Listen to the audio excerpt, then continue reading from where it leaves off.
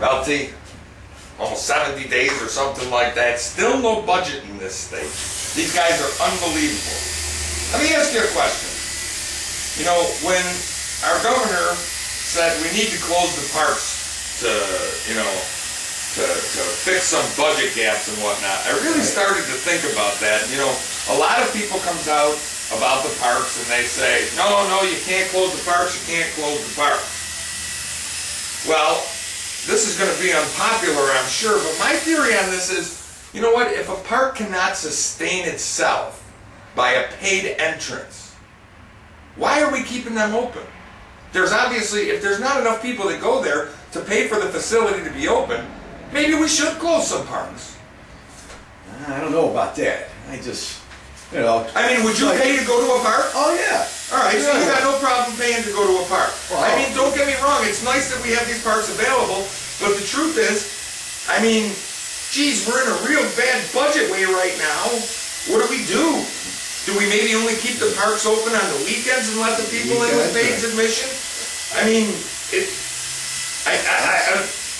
I agree that it's unpopular closing the parks, but you got to charge a couple bucks, you got to charge a couple bucks. I mean, I know when they tried Chestnut Ridge, I think they were asking, this was, oh, it had to be almost 10 years ago, and they were asking for $1.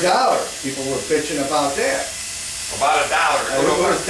Well, what about the fact that, you know what, if you want to save a park, you know, it seems like the way our country is, come on, we're a nation of givers. And I'm sure there'd be enough people that would be more than happy to go and raise money for these parks somehow. I mean, the state provides the land and everything else, but the services on it, I believe, should be paid for by the people that use that park.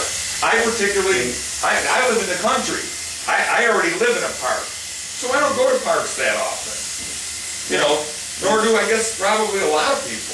Well, like you said, we're a nation of givers. I mean, we give like the most money out of any country here. Well, sure, anytime something goes wrong, we give money. But, right. You know, I mean, funding for something like the park, I don't know. I'd say that I have to agree that parks should be funded by paid entrances.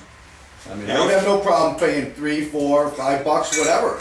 Yeah, me neither. You know, I mean, if I want to go to a park, that's a special occasion. They're providing me with the facility to show up. I don't know. I mean, I don't know. Have some kind of benefit concert. Get some local groups together and put some things in the park. Put a few more things in the park that actually, you know, bring people to these parks and whatnot. You know, that actually, like you said, like a music festival. Yeah, music fest. That would be that would be a good idea. I think there's enough people out there that would raise the funds for these parks, though, if they were if they were told, look, at the park needs this much a year to survive. Then somehow or another you got to figure out how to make that money for the park. I mean, if there was a park that I was passionate about, I'd get on a fundraising thing. I'd try and raise some money for the park. A lot of people, like I said, donating money when they pass away. Say, hey, I'm gonna donate so much to this park to keep it going. Right. Well, it was like with the Knox farm. They donated that. Exactly. There's enough donations out there that maybe parks should just kind of, like I say, hey, the state holds the land and they provide it there for us, but just keep it maintain it, and that should be.